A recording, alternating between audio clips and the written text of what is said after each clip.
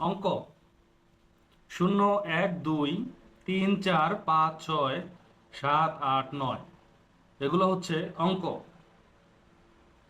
এই চিহ্নগুলোকে অঙ্ক বলা হয়। সংখ্যা দুই বা ততোধিক অঙ্ক পাশাপাশি বসে সংখ্যা তৈরি করে।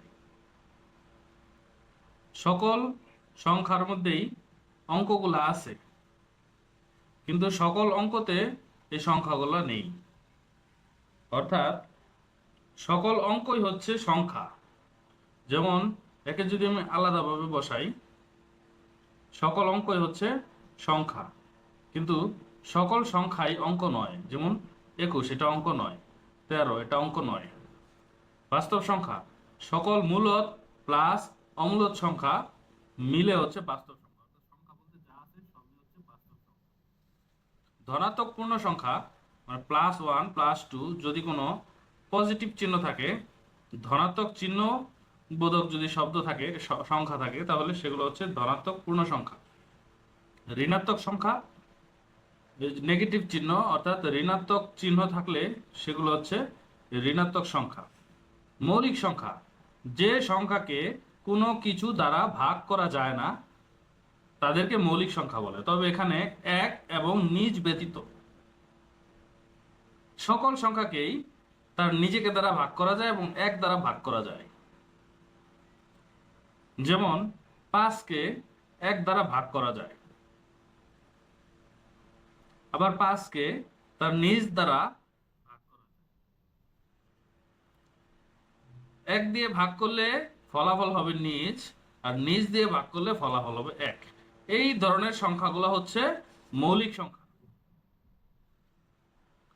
যেমন 12কে 2 দ্বারা ভাগ করা যায়, 12কে 3 দ্বারা ভাগ করা যায়, 4 দ্বারা ভাগ করা যায়, 6 দ্বারা ভাগ করা যায়।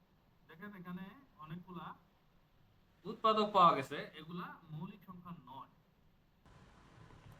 1 থেকে 100 পর্যন্ত মৌলিক সংখ্যা।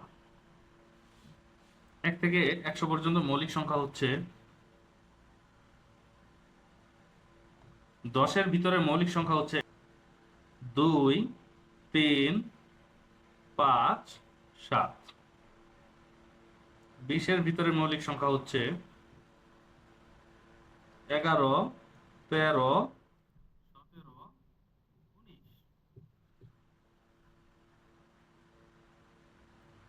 30-এর ভিতরে মৌলিক সংখ্যা হচ্ছে 23 29।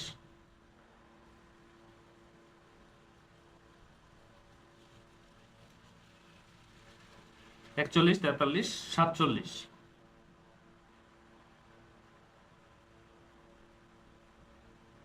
53 59 61 67।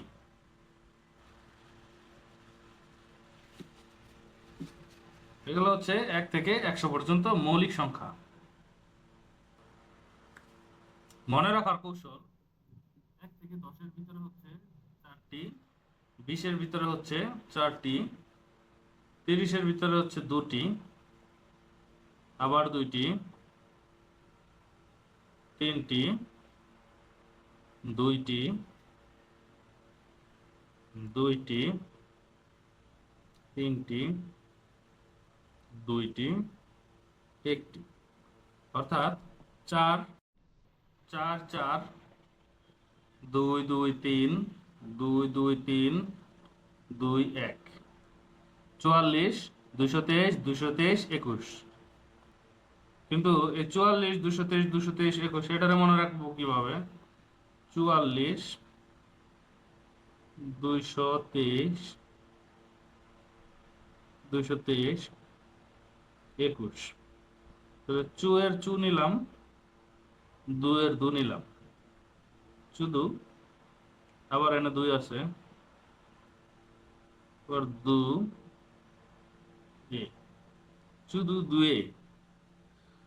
বা মনে রাখতে হবে 1 থেকে 50 পর্যন্ত মৌলিক সংখ্যা 15টি, 1 থেকে 100 পর্যন্ত 25টি, 1 থেকে 200 পর্যন্ত 46টি, 1 থেকে 25 পর্যন্ত হচ্ছে 9টি।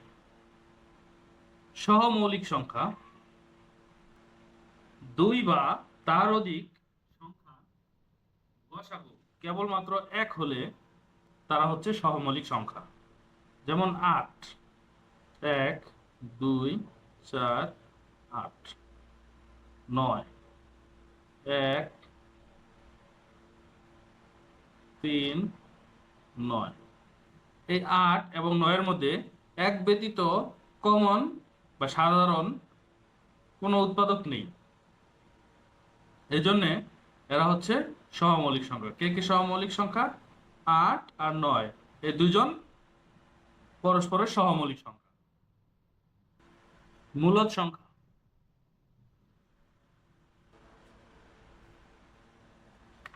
যে সকল সংখ্যাকে p/q আকারে প্রকাশ করা যায়, সহজভাবে বলতে গেলে ফিরিয়ে আনা যায়।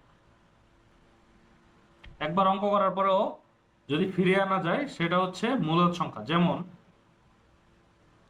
12/5, এই সংখ্যাটাকে যদি আমরা ভাগ করি,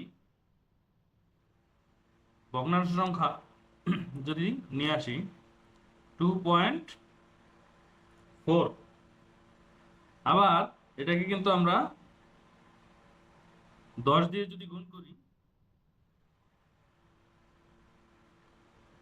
24/10 আকারেও লিখতে পারি।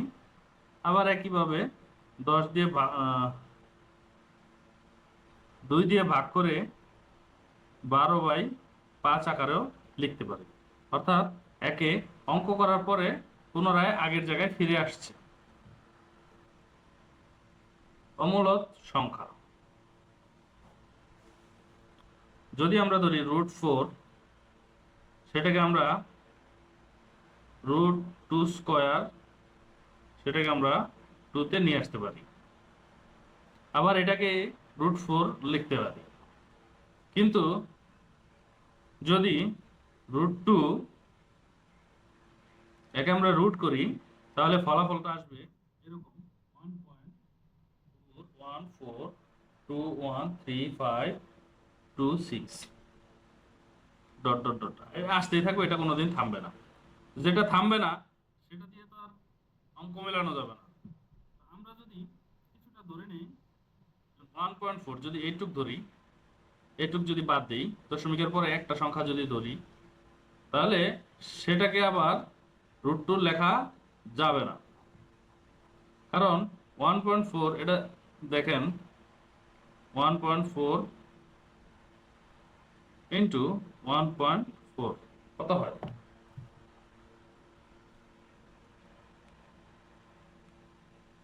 1.4 ইন্টু 1.4 1.96 হয়।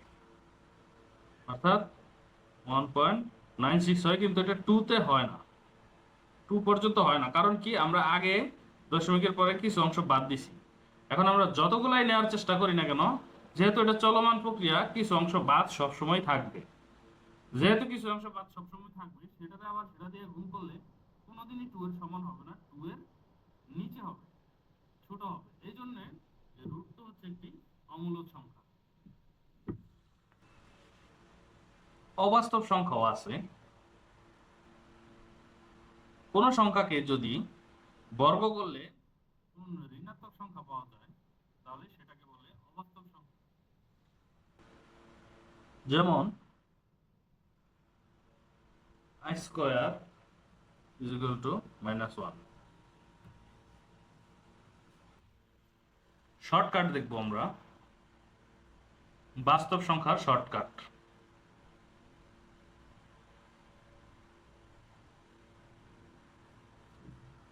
শর্টকাট হচ্ছে পরপর দুটি সংখ্যার গুণফল দেওয়া থাকলে গুণফলকে লসাগু আকারে ভেঙে নিলেই সংখ্যাগুলোকে পাওয়া যাবে। যেমন 24,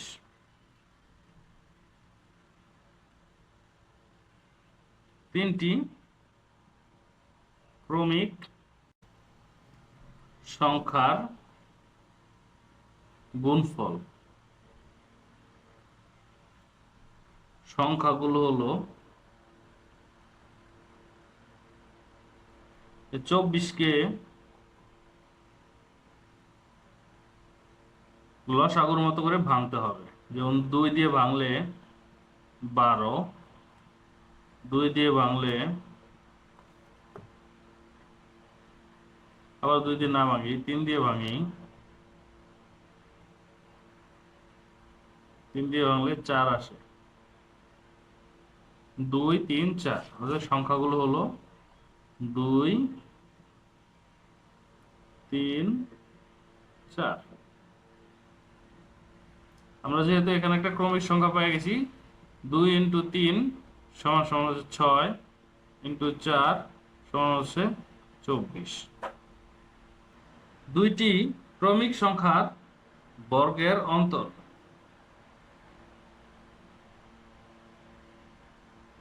দুইটি ক্রমিক সংখ্যা বর্গের অন্তর সংখ্যা দুটির যোগফলের সমান।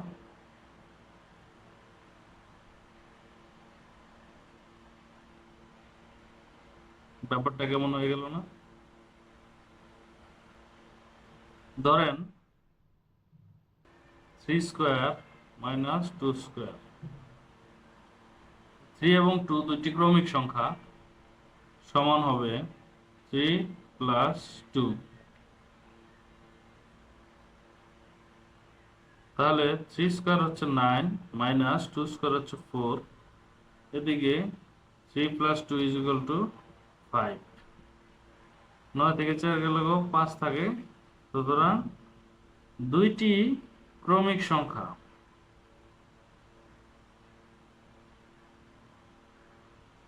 দুইটি ক্রমিক সংখ্যার বর্গের অন্তর ওই সংখ্যাগুলোর যোগফলের সমান। বড় সংখ্যা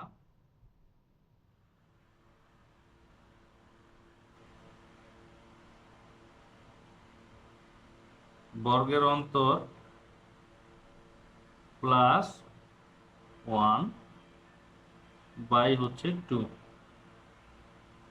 যেমন 4 এবং 5 এই দুটি সংখ্যা ক্রমিক। বর্গের অন্তর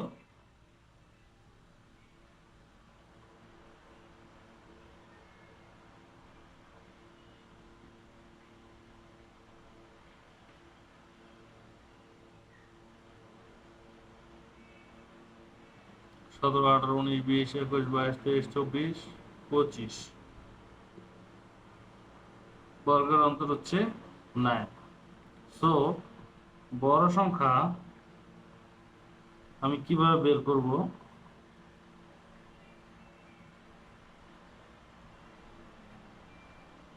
9 + 1/2, 10/2 = 5।